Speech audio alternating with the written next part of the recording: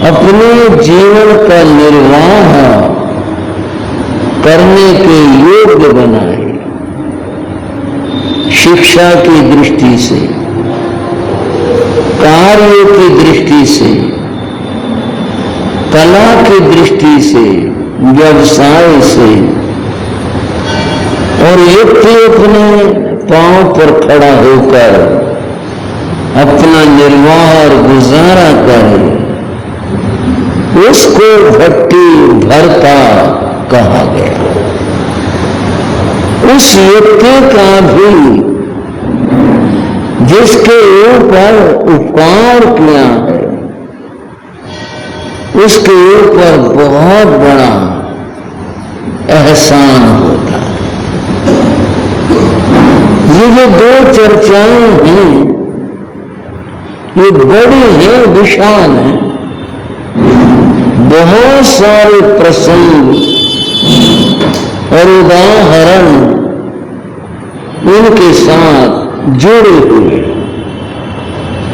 पर हम थोड़ा थोड़ा इसे कहते हैं स्वाद लेना, बस ऐसा ही चल रहा है। और ऐसा ही मुझे आता तो स्वाद हो गया, चलो आगे चलते हैं। तीसरी बात बताई धर्माय से, धर्माचार्य का उपकार व्यक्ति के ऊपर बहुत बड़ा महान उपकार होगा। धर्माचार्य जो शब्द है वो केवल आचार्य के लिए नहीं है, उसमें गुरु भी है, उपाध्याय है, आचार्य है, सबका अपना कार्य है। यानी जो धर्म गुरु हैं उनका बहुत बड़ा व्यक्ति के ऊपर उपकार होता। अब जिसने जिस धर्म गुरु से ज्ञान सीखा, धर्म प्राप्त किया, सन्मार्ग प्राप्त किया और उसके ऊपर वो चल रहा है, तो ये बहुत बड़ी बात हो गई। अन्यथा तो न जाने वह व्यक्ति, जीव, आत्मा कहां भटकती, कहां जाती, पता नहीं किन पाप के रास्तों पर बढ़ जाती। गुरु का उपकार हुआ तो गुरु ने सन्मार्ग दिखाया और फिर उसके ऊपर चल पड़े, जीवन धन्य हो गया, सफल हो गया। बंधुओं, ऐसे गुरु का मिलना दुर्लभ है। कैसा है भाई? दुर्लभ, मुश्किल। अगर एक दृष्टि डाल करके देखें दुनिया में, आज दुनिया में गुरुओं की कमी नहीं है। अब ये थोड़ी व्यंग्यात्मक सी बात होगी, पर बात तो समझेंगे। चेलों की कमी है, क्योंकि चेला कोई बनना नहीं चाहता, सब गुरु बनना चाहते हैं। सब ये सोचते हैं बस गुरु हो जाए, गुरु बन जाए। एक दिशा के बाढ़ जैसे लाखों की संख्या में जहां देखो वहां पर दुकानें से खुली इन गुरु लोगों की। हम भी संत हैं, हम भी गुरु हैं, और बात हो रही है तो संकेत तो हो ही रहा है कि जो ठीक है वो ठीक है, नहीं तो ये व्यंग है उनके ऊपर बड़ा भारी। दुकानें खोल करके बैठे, गुरु बने बैठे, और ये गुरु बनना दुनिया ने बड़ा आसान बना लिया। और कितना आसान बना लिया। कुछ परंपराओं में ये रिवाज है कि जब कोई व्यक्ति किसी को अपना गुरु बनाता है तो वो गुरु उसको गुरु मंत्र देता, और गुरु मंत्र जो है वो कान में देते हैं, भाई कोई दूसरा ना सुन, चुपचाप कान में देते। ये रिवाज जैन धर्म में नहीं है। यहां गुरु मंत्र नमोकार मंत्र है, यही तीर्थंकरों ने दिया, आचार्यों ने दिया, उपाध्यायों ने बताया, सब साधु यही बताते।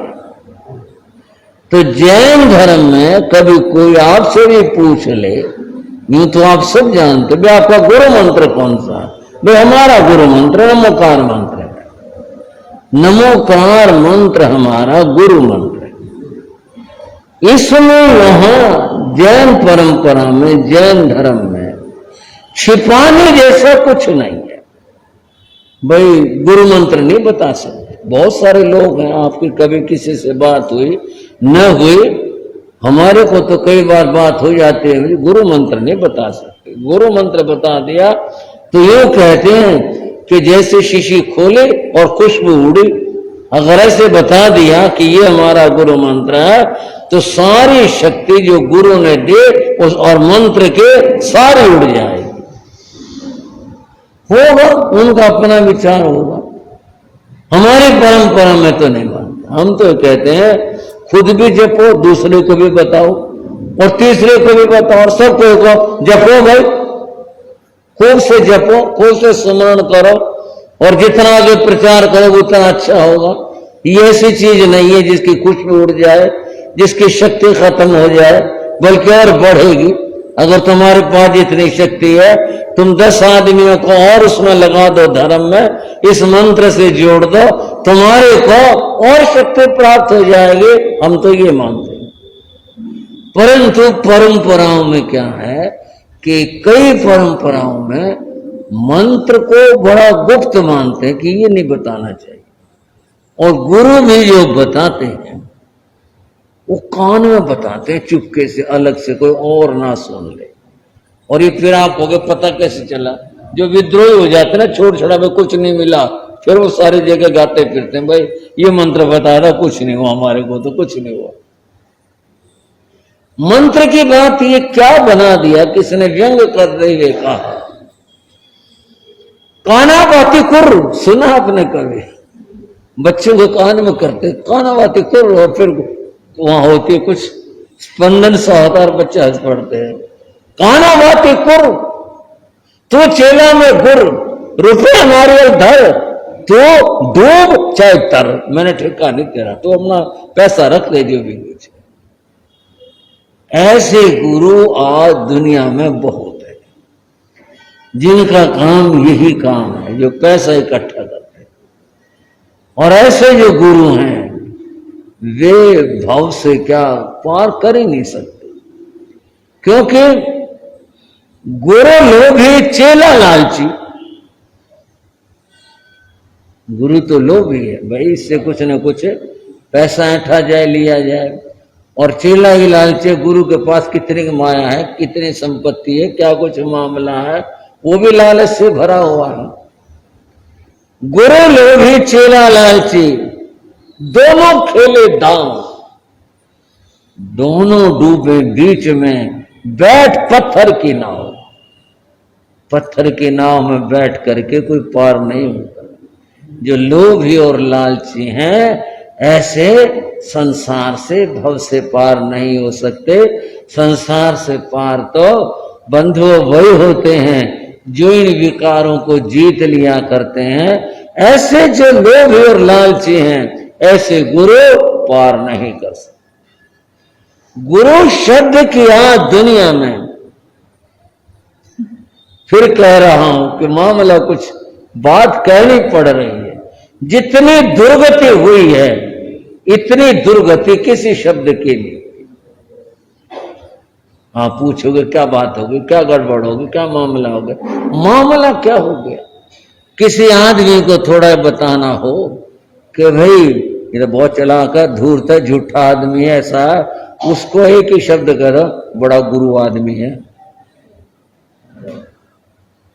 हाँ जी भाई, इतने सारे शब्द कहने की जरूरत नहीं, वो बड़ा झूठा आदमी है, बड़ा धोखेबाज है, बड़ा ऐसा है, बड़ा ऐसा है, कुछ कहने की जरूरत नहीं। कोई काम कहे और बुरा मानेगा, झूठा कह देंगे तो किसी को एक ही शब्द कह दिया और क्या कह दिया।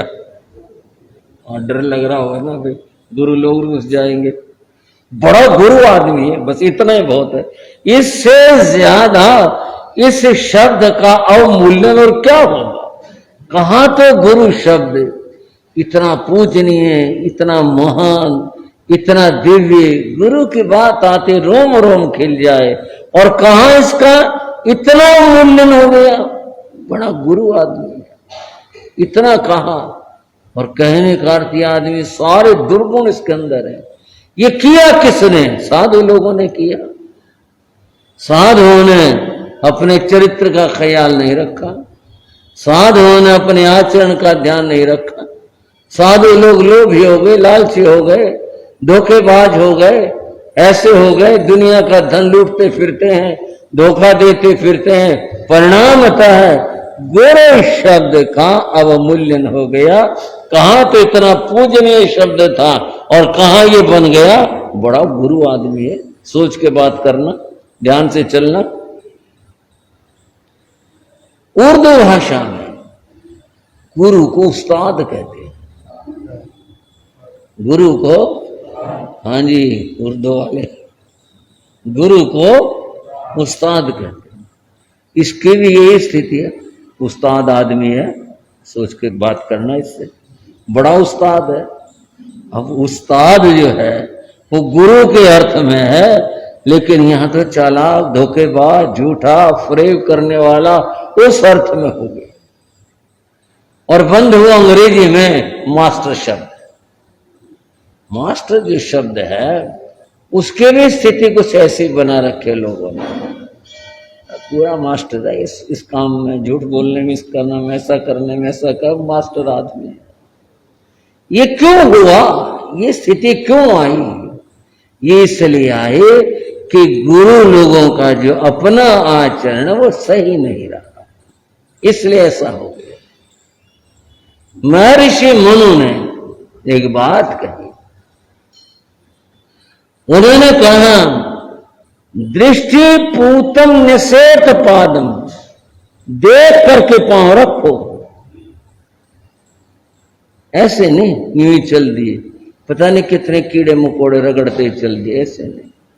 दृष्टि पूतम, देख करके ध्यान के साथ में फिर कदम रखो, निषेध पादम, फिर अपना पांव फिर रखो, पहले अच्छी तरह देख लो। वस्त्र पूतम पिबे जलम, और पानी पीना हो तो छान करके पानी पी, ऐसे नहीं बिना छाने ही पानी पी लिया। आज तो लोग कहते हैं हमारा तो छना छना है, बढ़िया पानी आता है। चलो बड़ी अच्छी बात है, आता है तो, लेकिन शिकायतें भी आती हैं, केंचुआ भी निकल आता है, कभी कभी टूटियों में, ऐसा भी सुनने में आता है। कभी कभी ये भी आता है छोटा सांप का बच्चा ही निकल आया, ये भी सुन। बंद हो, कितना भी कुछ कर लो, जो सिद्धांत है वो सिद्धांत है, उसको ठुकरा नहीं सकते, जुठला नहीं सकते। छान कर पानी पीने का जो सिद्धांत है वो बड़ा अद्भुत और महान सिद्धांत है, और पीना भी ऐसे ही चाहिए, छान करके पीना चाहिए। और कुछ नहीं निकला बड़ी अच्छी बात। पर एक बात बताऊं आपको, ये जो भाव बने ना कि मैं छान करके पानी पीऊं, कोई जीव न आ जाए, इससे भी आपको लाभ हो गया। आप पूछो क्या लाभ हो? ये भाव ही आया आपके कि मेरी इस क्रिया से कोई जीव न मर जाए, कि जीव की विराधना ना हो जाए।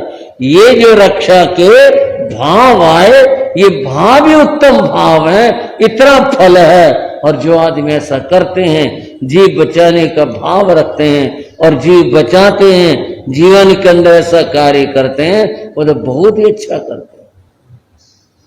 वस्त्र पोतम पे वे जलम, पानी को छान करके पीना चाहिए। और तीसरी बात गुरु की कही, विचार और चिंतन करके गुरु बनाना चाहिए। किसी लोभ लालच में, किसी स्वार्थ में, कुछ ऐसे ही गुरु नहीं बनाया जाता।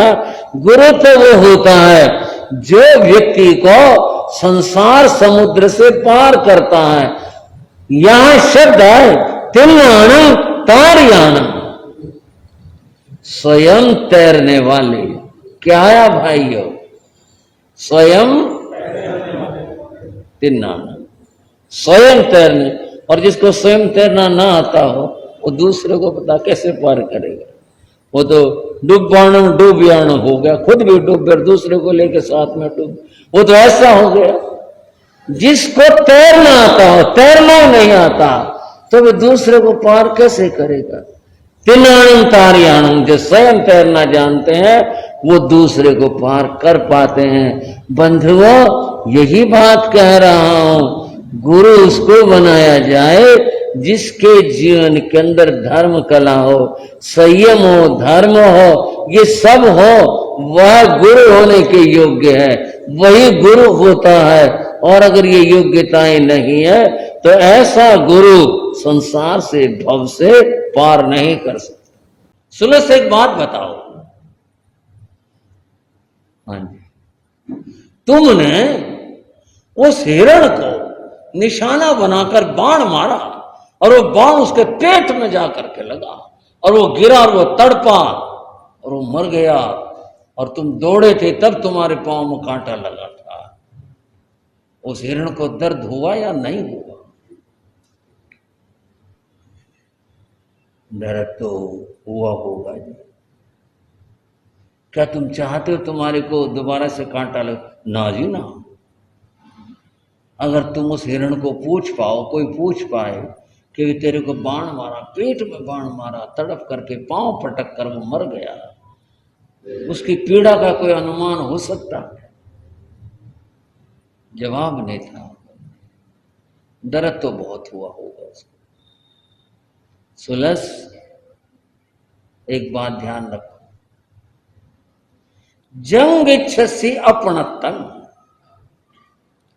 जो तू अपने लिए चाहता है, अपने लिए हर कोई सुख चाहता है। क्या चाहता है भाइयों? सब अपने लिए सुख चाहते हैं। जंग इच्छसी अपनत्तम, जो तो अपने लिए चाहता है।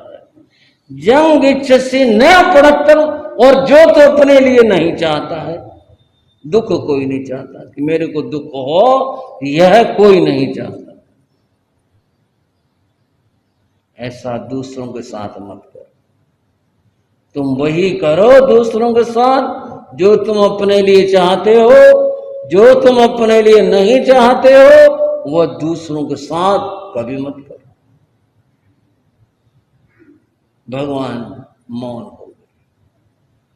वो सोचता रहा, ठीक बात, मेरे पांव में कांटा लगा, मैं नहीं चाहता दोबारा से कांटा लगे, मैं नहीं चाहता दूसरे को भी पांव में क्यों कांटा लगे, क्यों बाण लगे। जब मैं नहीं चाहता तो दूसरों के लिए भी नहीं करना चाहिए। मैं अपने लिए सुख चाहता हूं, दूसरों को सुख देना चाहिए। सुलह हाथ जोड़ के खड़ा हो, आज के बाद मैं किसी जीव को नहीं मारूंगा, तुम्हारा कल्याण होगा।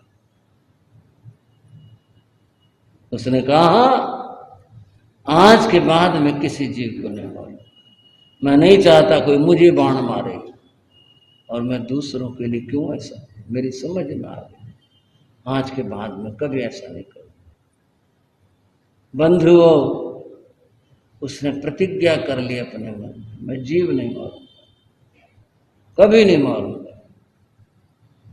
भगवान ने कहा, तुम अपने लिए सुख चाहते हो, सुख बांटो, दूसरों को सुख दो, तुम्हें सुख प्राप्त हो। भगवान का उपदेश श्रवण कर दोनों प्रभु वंदना कर वापस लौट आते। सुलस गया अपने घर। उसका घर एक कसाई का घर था, कसाई थे ये लोग राजगिरी। जाते पिता ने कहा कितने ऋण मार करके लाया? एक भी नहीं। क्यों, क्या हुआ? शिकार नहीं मिला। शिकार मैंने किया नहीं। क्यों? पिताजी आज से शिकार करना छोड़। तो महावीर स्वामी के गया होगा? मैं महावीर स्वामी के गया था। उनका हमारा कोई मेल नहीं है।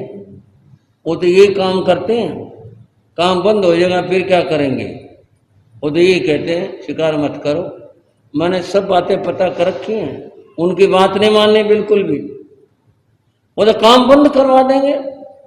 शिकार करने क्यों नहीं करके लाया? तो बोले पिताजी इसलिए नहीं किया शिकार, मैं नहीं चाहता मुझे कोई बाण मारे, दूसरा कोई जीव भी नहीं चाहता उसे कोई बाण मारे। मैं ऐसा काम नहीं कर सकता कि जिससे किसी को दुख हो। मैं दुख नहीं सह सकता, दूसरा भी नहीं। घर से निकल जा, और या जो काम है ना घर का, या वो काम कर। मैं घर से निकल जाऊंगा, लेकिन मैं ये काम नहीं करूंगा। घर से निकल गया, घर छोड़ के निकल गया। घर से एक पाई नहीं ली। ये पाप की कमाई का है, मुझे नहीं चाहिए। मैं तो मजदूरी करूंगा, मजदूरी करके अपना पेट भरूंगा। मैं ये हिंसा का पैसा, इससे रोटी नहीं खाऊं।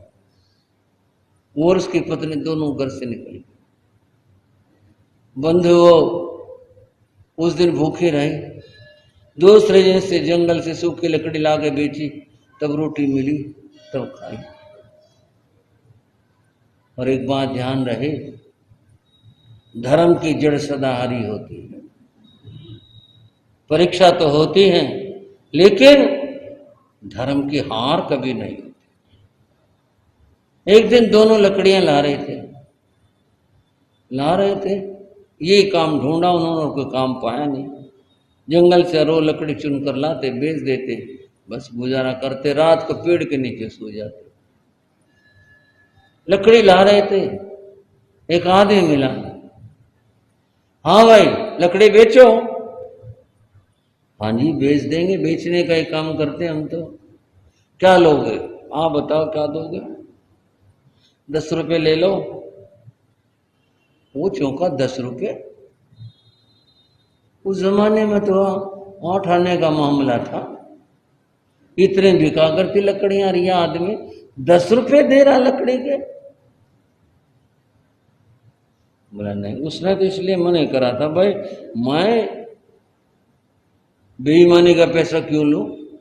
लकड़ी 8 आने की, सारी दुनिया में बाजार में यही भाव बिकती रही, 10 रुपए दे रहा है। बोला नहीं, 20 रुपए ले ले।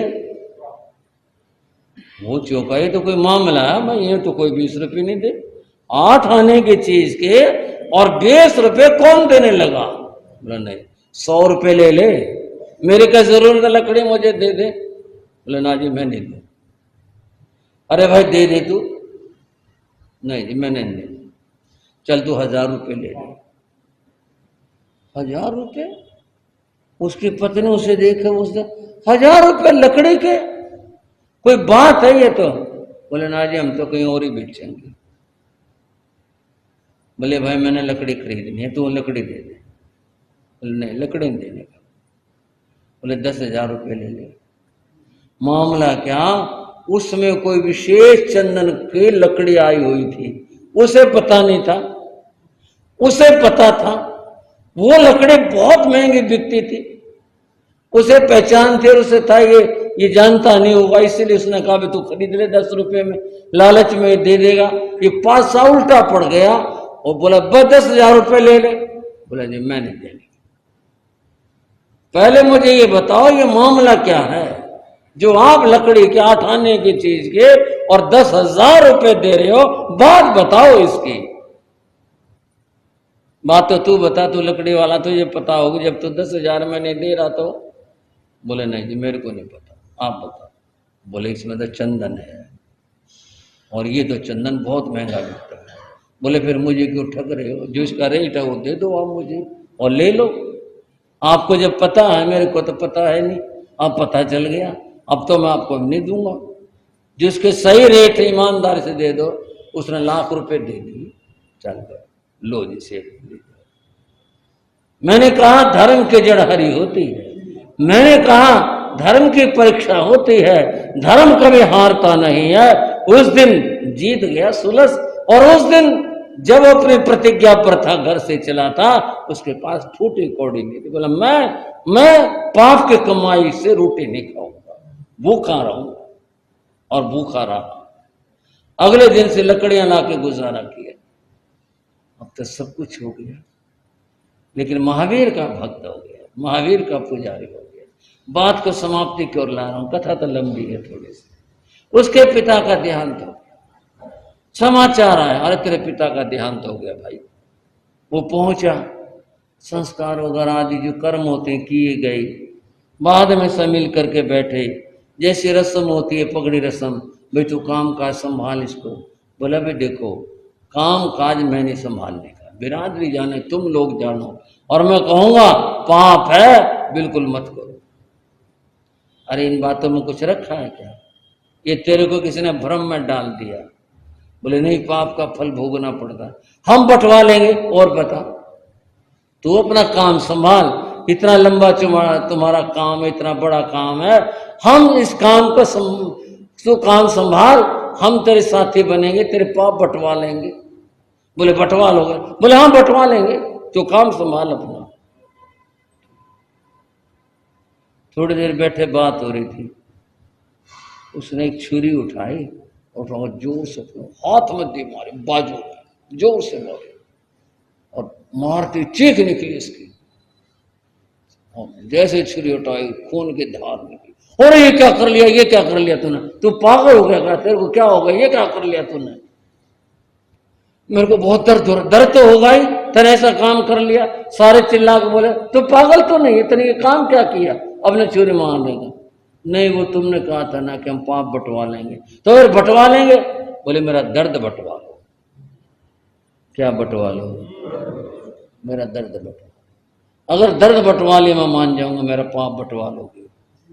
बोले दर्द कहीं बंटवाया जाता, बोले पाप कहीं बंट सकता है, ये तो भोगना पड़ेगा। उस दिन सुलस ने वो बात कही उन लोगों को, जितने कसाई थे सारे के सारे बदल गए, और सब ने पाप करने छोड़ दिए, धर्म के रास्ते के ऊपर चल पड़ते। बात सत्संग की थी। सत्संग से क्या होता है? साथ मिला अभय कुमार का। अभय कुमार ले गया भगवान के पास, भगवान की वाणी सुनी, जीवन बदल गया, परिवर्तित। ऐसे जीवन बदल जाते सत्संग से। गौतम स्वामी ने भगवान से पूछा, मुनियों के संग से, मुनियों के पास आने से, मुनियों का दर्शन करने से क्या फल होता है? श्रावको श्राविकाओ भगवती सूत्र का प्रसंग है, यूं ही किसी किताब की चर्चा नहीं। भगवान ने कहा गौतम, उन्हें ज्ञान का लाभ होता है। किसका लाभ? ज्ञान हुआ ना सुलस को, सुलस को ज्ञान हुआ, वह गया था तो ज्ञान का लाभ हुआ।